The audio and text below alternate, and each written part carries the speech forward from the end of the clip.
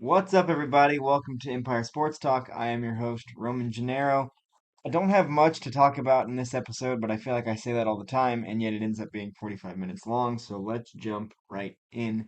Anyway, first thing I want to talk about, if you've been following along with our social media, is that I just got back this last weekend from a trip to Pittsburgh, Pennsylvania, and saying it was a good trip does not do it justice. Saying it's a great trip doesn't do it justice. And so you'll see if you're watching us on YouTube, I am repping the AAA affiliate of the Pittsburgh Pirates, the Indianapolis Indians, as well as wearing, you can't really see it on this, a Washington Wild Things baseball t-shirt. I'll get to that in a minute. This was such a fun trip. Again, if you've been following along, you know that it's a goal of mine to get to the Major League ballparks of all 30 teams, and we're kind of at the beginning of this journey. My best friend and I have decided to go on it together. Pittsburgh was just my fourth park, so I have a lot more to go. So it's a long journey ahead of us. And I just want to give you guys a couple of highlights from the trip. First, obviously, PNC Park. It was recently ranked number one on a list of best MLB stadiums as ranked by players and GMs and people around the league. And man, did it live up to the hype. We were sitting behind home plate a few rows up, and from there you can see the bridges in the background. You get a good view of the Pirates hedge on the berm in the outfield, which has always been one of my favorite things. And just the environment of PNC Park was unmatched. To the people of Pittsburgh overall, thank you for being absolutely incredible. We did not have one negative interaction with a Pittsburgher while we were there. Yes, that's what they call themselves apparently. So for any Pittsburgh locals that listen to this podcast, thank you so much to you and your incredible city for being so inviting to me and my friend. PNC Park was great. One of the things that we knew we wanted to try while we were there was something called a renegade dog, and I'll pop a picture up on the screen for you. It was a foot-long hot dog that had roast beef, caramelized onions, pickles, and mini pierogies. And I think my friend put it best when he said it was so good that, and this was the theme for our trip, that the food was so good that he and I, neither one really like pickles and normally pick them off of anything that they're on.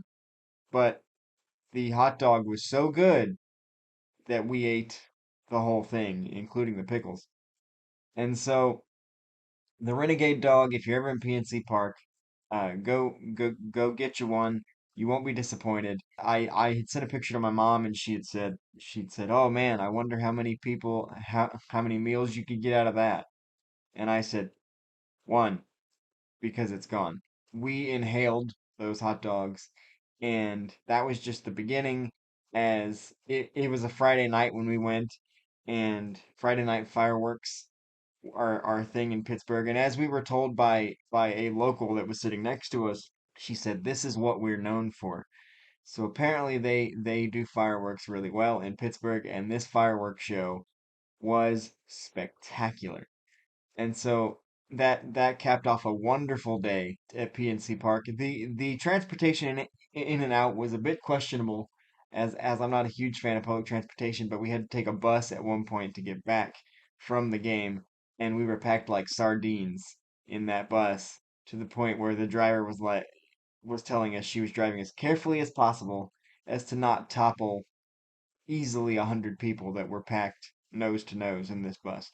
And then the other thing that happened is I try to keep a tally of this. This is only my fourth stadium, but it was my sixth Major League Baseball game. And until right before this podcast, I thought that I was undefeated as far as the home teams when I showed up. I realized that I realized today that I'm actually 5-1, because in 2013 the Tampa Bay Rays lost to the Boston Red Sox in extra innings, and there were a lot of extracurriculars at that game in 2013, beyond the extra innings, so it was easy to forget that they did lose that game. I had to go look it up.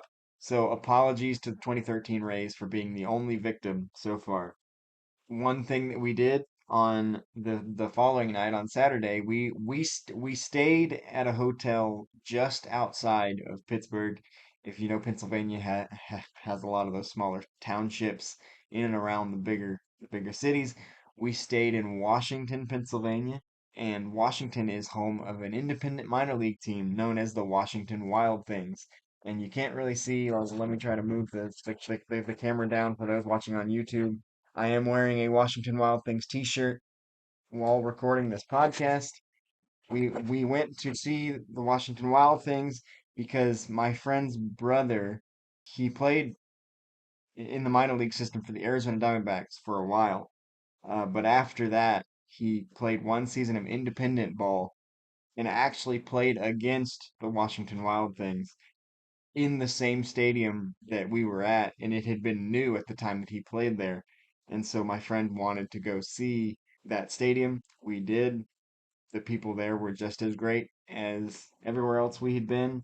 And the funny thing about everywhere we went in Pittsburgh, the Pirates were playing the Braves that weekend. And obviously, the Braves are one of probably the four most well-traveled teams in Major League Baseball, with the Yankees, Red Sox, and Cubs being the other three, because obviously the Cubs, along with the Braves, were broadcast nationwide for many, many years. So they have a lot of fans outside of their region. Also, the Red Sox and Yankees being such huge brands. Anyway, obviously the Braves are one of the most well-traveled brands in baseball.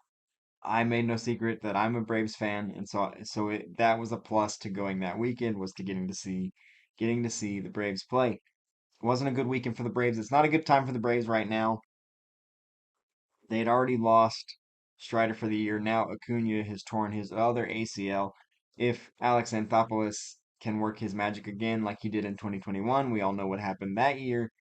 But losing your best pitcher and your best offensive player, despite the fact that Acuna has not been having a good year this year, might be a bit too much to overcome. We'll see. Anyway, I know that the Braves are one of the most well-traveled teams in baseball as far as fan bases, but I was not expecting that everywhere we went to, every restaurant, every landmark, every attraction that we went to, we saw someone in a Brave shirt. So they are a lot more well-traveled than I thought. So there was the fireworks, 5-1 all time. We went to Washington Wild Things. The one of the highlights was finally going to Permanente Brothers. It's one of the most well-known sandwich places in America. And I remember thinking, there's no way. And my best friend told me that he was prepared to be disappointed because it was all that I could talk. It was like number one on my list outside of PNC Park. And he's like, I was prepared to be disappointed. As honestly, so was I, because how can something live up to the hype so much when you actually have it?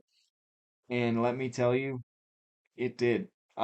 We both kind of we both took a bite of our respective sandwiches and kind of like we just looked at each other like, oh my gosh. And that was another instance where, there's something on the sandwich that we didn't like and we ate it anyway. Permanente Brothers is pretty well known for putting coleslaw on their sandwiches. And I've never been a fan of coleslaw, neither has my friend.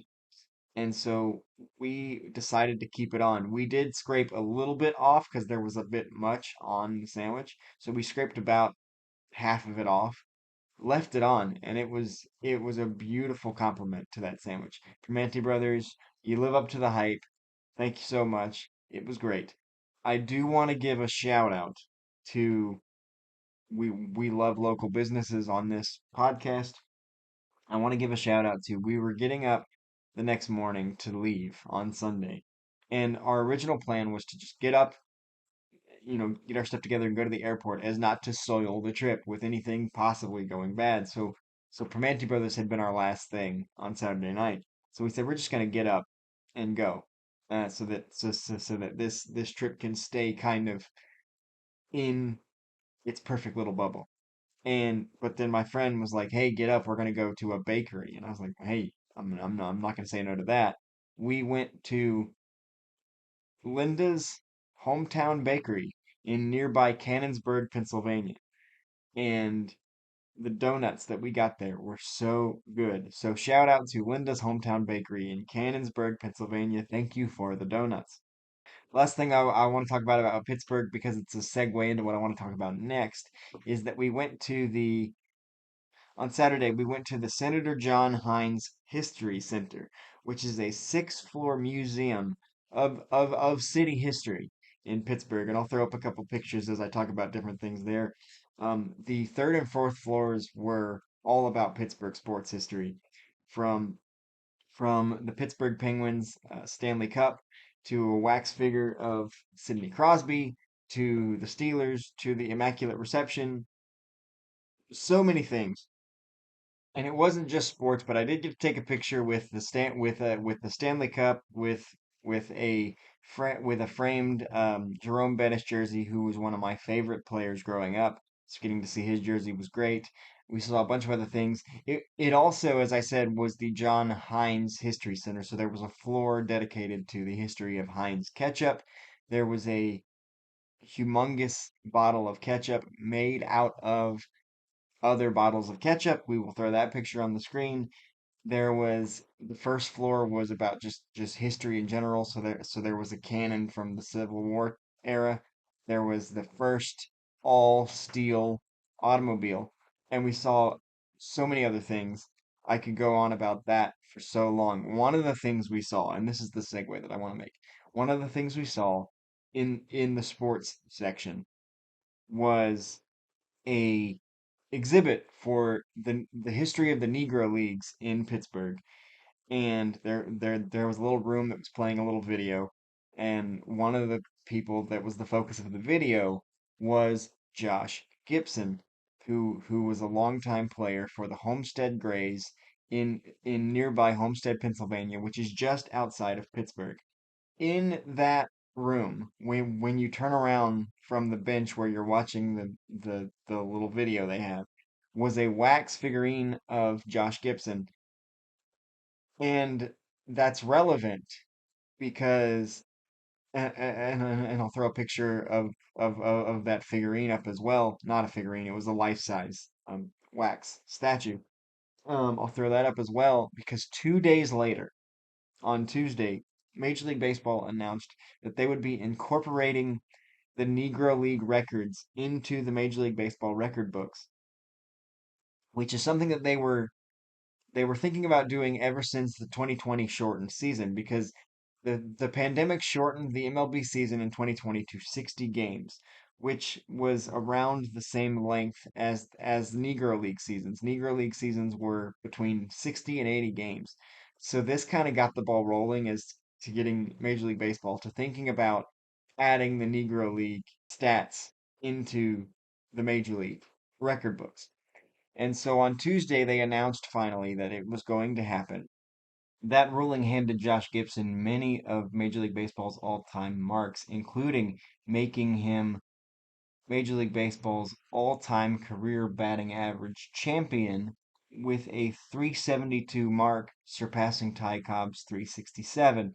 When this ruling came down, it incorporated more than 2,300 players into the MLB record books, and Josh Gibson was chief among them as far as being benefited. He is Major League Baseball's all-time batting average career with a 372 career batting average.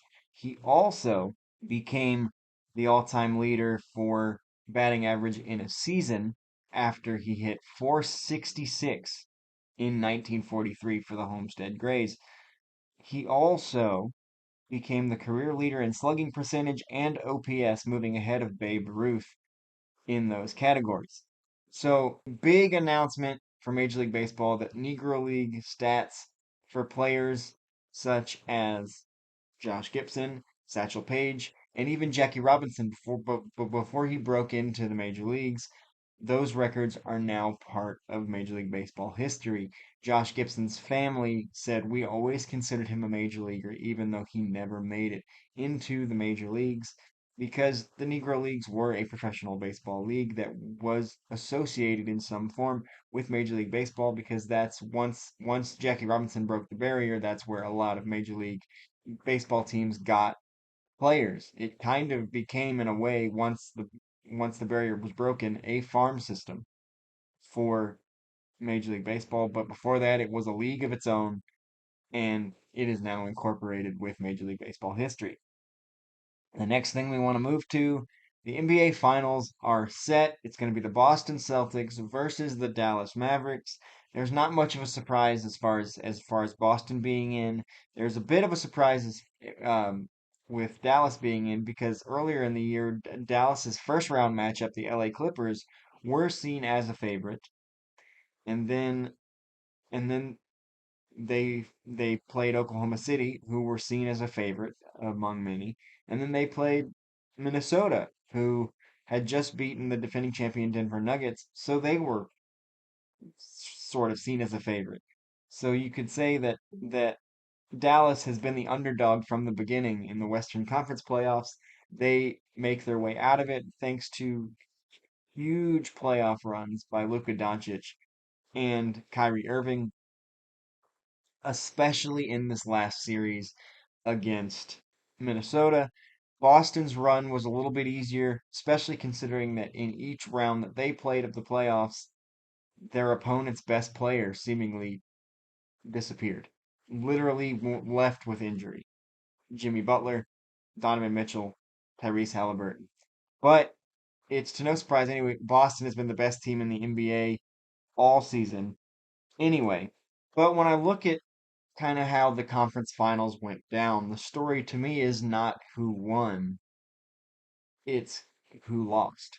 And not just in the Western Conference Finals where Minnesota was favored, but you could also look at Indiana and what they did because like I said, nobody really expected Indiana to win that series.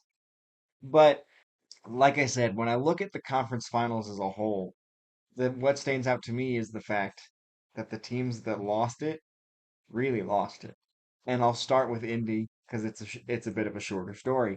Um, Obviously Indy had late leads in games 1, 3, and 4. Obviously in game 1 they had that really bad uh, s- sequence of events where they had the inbounds pass, they didn't call the timeout that they had, which would have advanced the ball out of the backcourt. They threw the bad pass. Boston got the ball. Jaylen Brown hits the three. Boston goes on to win and by all accounts escapes with a win in game 1. They had a lead again in game 3. They led by as many as 16 in the second half of game 3. They blew that game and they led again in game 4. So Boston coming into the series was known as a team that's going to give you a game at home. And they tried to do that in game 1. Indy didn't take it. And obviously, Tyrese Halliburton didn't play the final 2 games of the series, so it is what it is. But despite Tyrese Halliburton not playing, Indiana was still in those games late, led in games 1, 3, and 4. So, yes, it's a 4 game sweep. It probably easily could have gone 7 if Indy had closed those games. If they closed the games. And you could be like, well, obviously they didn't because Boston's the better team. Yeah, hard to argue with that. But the common thread here between Indy and Minnesota is if they had closed those games. Switching over to Minnesota, who again was favored in the series. That was their Achilles heel. And I think it may stem from a couple different reasons. I think it may stem from Karl Anthony Towns didn't play that well outside of game 4. Rudy Gobert struggled a bit defensively after winning Defensive Player of the Year. Minnesota was the best defensive team in the NBA this season, and it showed against Denver. And maybe they geared up to beat Denver. Maybe that was the problem. They geared up to beat Denver, and they did, but then they weren't prepared for what came next. But Minnesota really had this series. It was theirs to lose, and they did. I'm not taking credit away from Boston for beating Indiana. Or I'm absolutely not taking credit away from the Mavericks for beating Minnesota because Kyrie in particular played out of his mind the whole series, and Luka played very, very well also. But Minnesota, I want to look at a few of the games that Minnesota lost. Obviously, they lost big in game 5. So we're not going to look at that. They lost in game 1 by 3 points. They led by 5 in the fourth of that game. They lost in game 2 by 1 point. They led by 7 entering the fourth quarter in game 2, and led by 5 with a minute and a half left. Obviously, at the end of that game, Luka Doncic hit that massive shot that ultimately won the game for Dallas.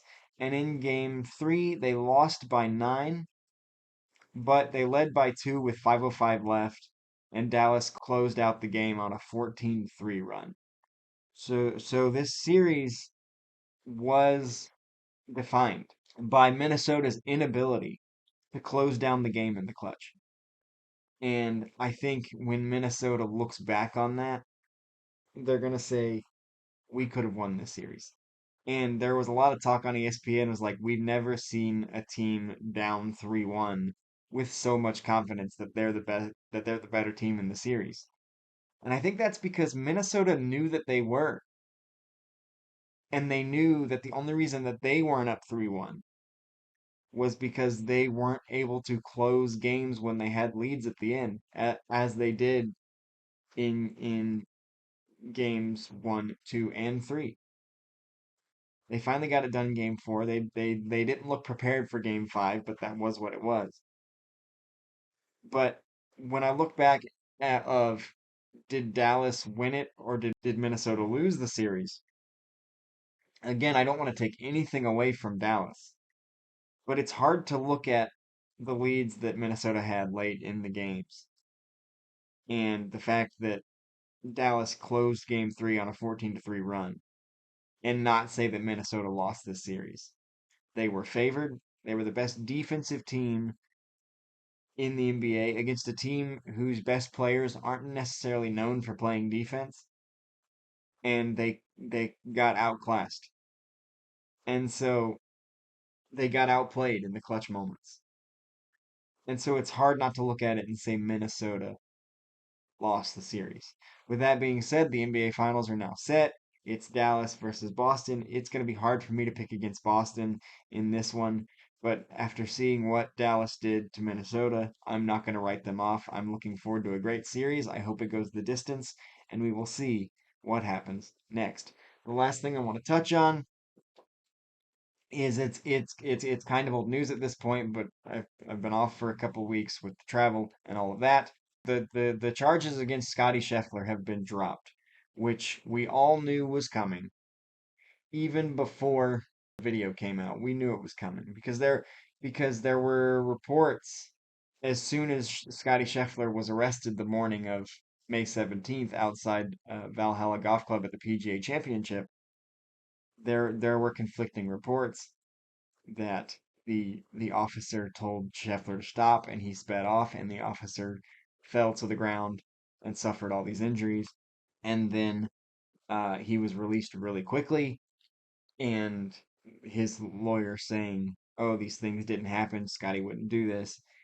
And even though we didn't have video evidence of what happened because the officer's body cam was conveniently not on at the time, something that he was later disciplined for and has been disciplined for in the past, we all kind of felt that from the media to those watching at home, felt that the arrest was bogus from the start because Scotty had been given directions by police officers before he got to Officer Brian Gillis to get into Valhalla, and he was following those instructions.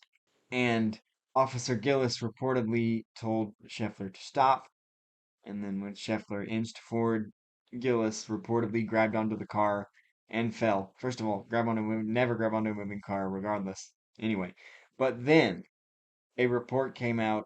The PGA Tour tweeted, and I don't know how true this is because I haven't been able to find further reports on this, but the PGA Tour did bring up.